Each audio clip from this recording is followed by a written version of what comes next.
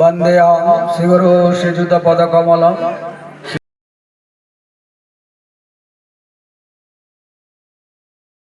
सजीवं सद्वैतं सवधूतं परिजन सहितं कृष्ण चैतन्य देवं श्रीराधा कृष्ण पादान् सहगण ललिता श्री विशाखा नितांश ओम अज्ञानतिमिरान्धस्य ज्ञानाञ्जनशलाकया चक्षुरुन्मीलितं येन तस्मै श्रीगुरवे नमः।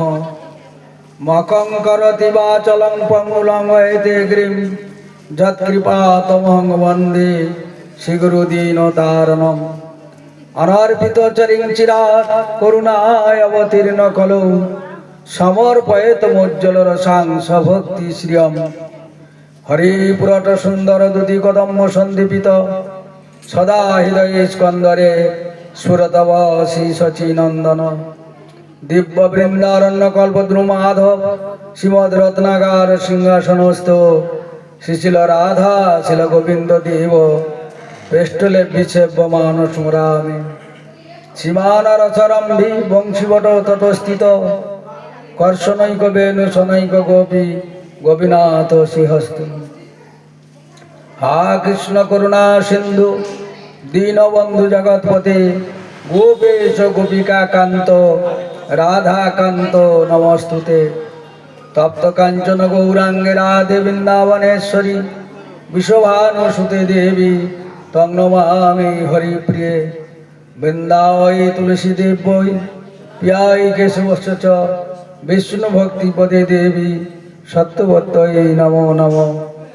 जय रूप सनातन भट्ट रघुनाथ श्रीजीव गोपाल भट्ट दास रघुनाथ ए छय गोसाईर करि चरण बंदन जा हईते विघ्ननाश अभीष्ट पूरण तादेर चरण सेवी भक्त सनेबास जनमे जनमे हय एई अभिलाष। आनंदे बल हरि भज बृंदावन श्री गुरु वैष्णव पदे मजाइया मन श्री गुरु वैष्णव पाद पद्म करियास नाम संकीर्तन कहे नरोत्तम दास। वांछा कल्पतरुभ्यश्च कृपा सिंधु भैवच पतितानं पावनेभ्यो वैष्णवेभ्यो नमो नमः। अद्य हरिगुरु वैष्णवेर कृपा आशीर्वाद धारण करे स्थानीय भक्त श्रीजुत ऊर्ध्व दास अधिकारी महोदय सादर आह्वाने तादेरी गृह प्रांगणे आमरा किछु भक्त भगवानेर कथा श्रवण करे निजेदेर आत्मकल्याण बरण करार प्रयास करछि मात्र।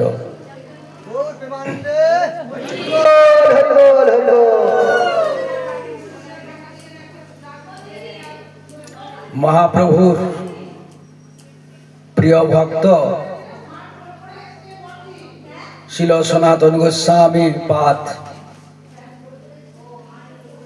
तिनी महाप्रभु के प्रश्न करेছিলেন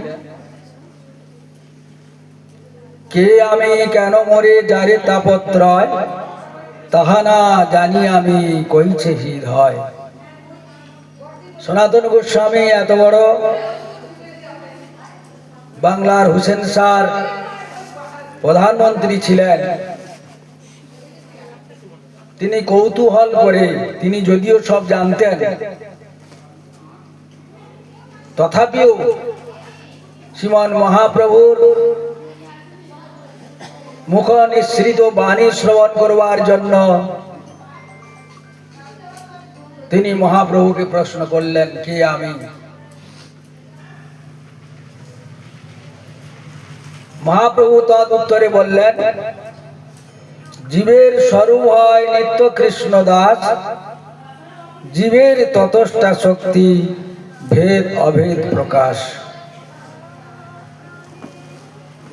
কাউকে যদি আমরা প্রশ্ন করি বলবেন আপনার বাড়ি কোথায়, আপনার নাম কি, আপনার নিজের নামটা এবং বাড়ির কথাটা বলবেন। কিন্তু মহাপ্রভু তা বললেন না।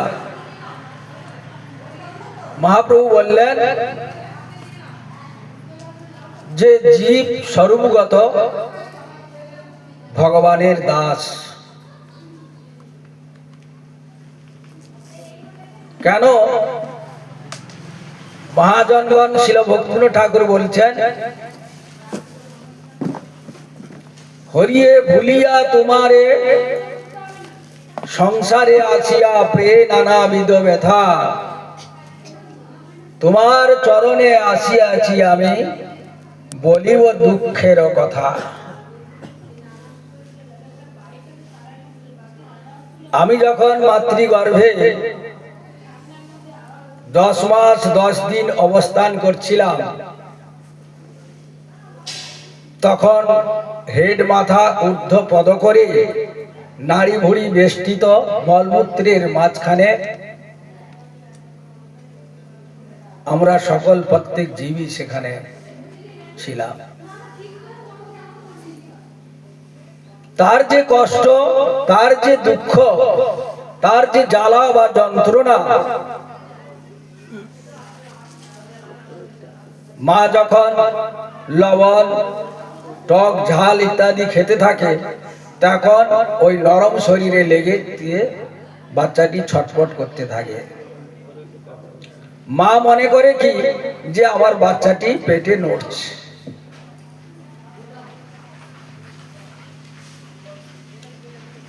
জীব যখন 7 মাস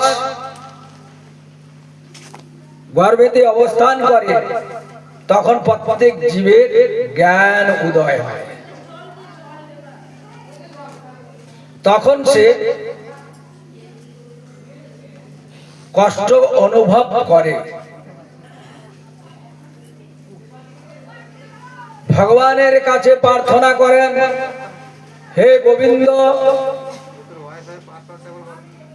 হে কৃষ্ণ, তুমি আমাকে এই গর্ভরূপ যন্ত্রণা থেকে উদ্ধার করো। আমি এইবার জন্মগ্রহণ করলে তোমার ভজন করব। আমরা প্রত্যেক জীবী মায়ের গর্ভেতে এরকম প্রার্থনা করেছিলাম।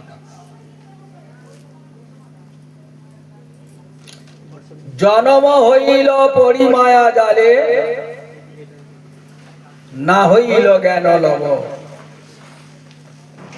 বাচ্চাটি যখন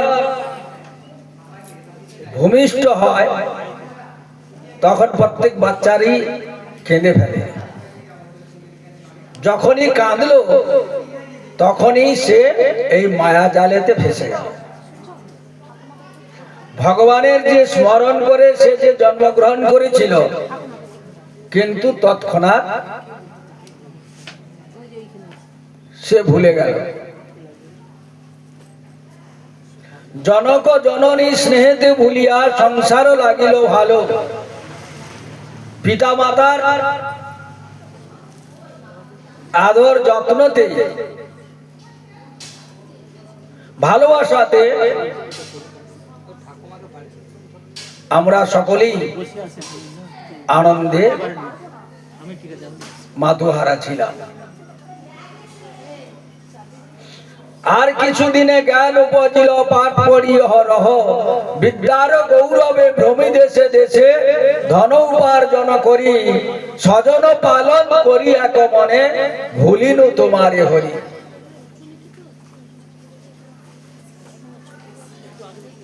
যখন আমরা ক্রমপন্থায় বড় হতে থাকি, লেখাপড়া শিখি, বিদ্যার গৌরবে আমরা অনেক টাকা পয়সা ধন আদি উপার্জন করে থাকি।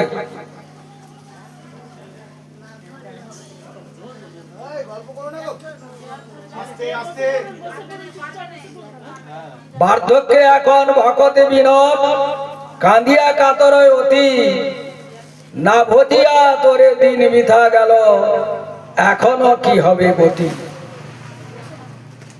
ঠাকুর ভক্তি বিনোদ বলছেন,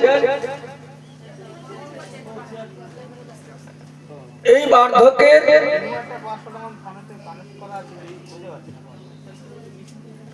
যে সময়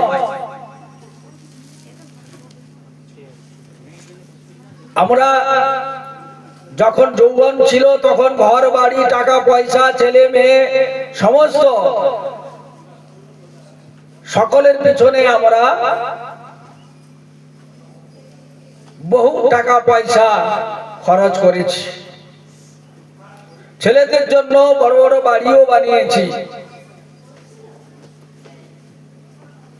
কিন্তু আমরা যখন বৃদ্ধ অবস্থাতে বিছনায় ছটফট করি তখন বৌমাটি বলে, আমি MA PhD পাস করে এসেছি তোমার বাবা বা মায়ের মলমূত্র পরিষ্কার করবার জন্য নয়।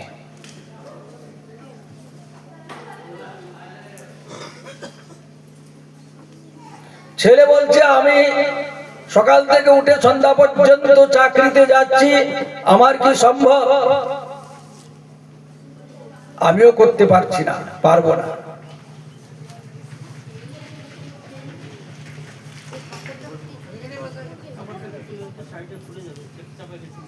গর্ধবের মতন আমি করি পরিশ্রম, কার লাগি এত করি না ঘুচিল ভ্রম। আমরা সকাল থেকে সন্ধ্যা পর্যন্ত গাধার মতন খেটে যাচ্ছি সংসারে।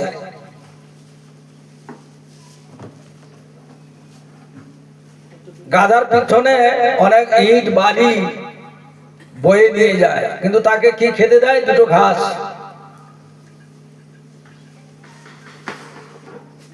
এইরকম আমরা গাধার মতন সকাল থেকে নিয়ে সন্ধ্যা পর্যন্ত আমরা এই সংসারেতে গাধার মতন পরিশ্রম করছি, কিন্তু কার জন্য করছি?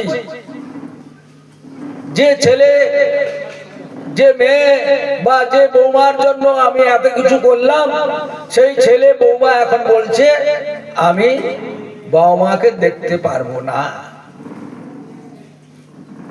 আমাদের 2-3 জায়গায় বৃদ্ধাশ্রম আছে, সব সময় লোকজন আসছে যে আপনাদের বৃদ্ধাশ্রমটি খালি আছে, সিট পাওয়া যাবে একটি?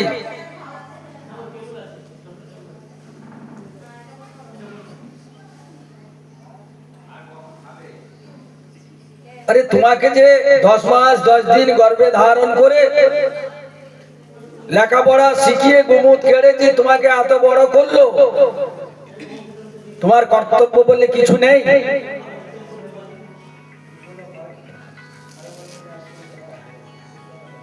আমরা দেখছি সংসারেতে আমরা কষ্ট পাচ্ছি, আমরা দুঃখ পাচ্ছি, কিন্তু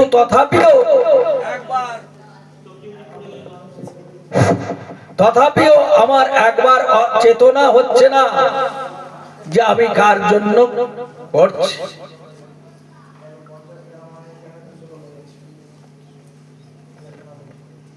আমাদের যদি কোনো গরিব দুঃখী আসে, কোনো যদি সাধু সন্ন্যাসী আছে, কোনো যদি ব্রাহ্মণ আছে, তাদের 2 টাকা দিতে আমাদের কষ্ট বোধ হয়। যদি আমার বাড়িতে মেয়ে জামাই আসে, তখন হাজার হাজার টাকা বড় বড় নোট বেরোতে থাকে। হ্যাঁ, বড় বড় রাজভোগ, বড় বড় বর্তমান কলা, ব্যাগ ভর্তি করে বাজার। কিন্তু আমাকে এই জগতে যে নিয়ে আসলো, জগৎ স্বামী যে গোবিন্দ,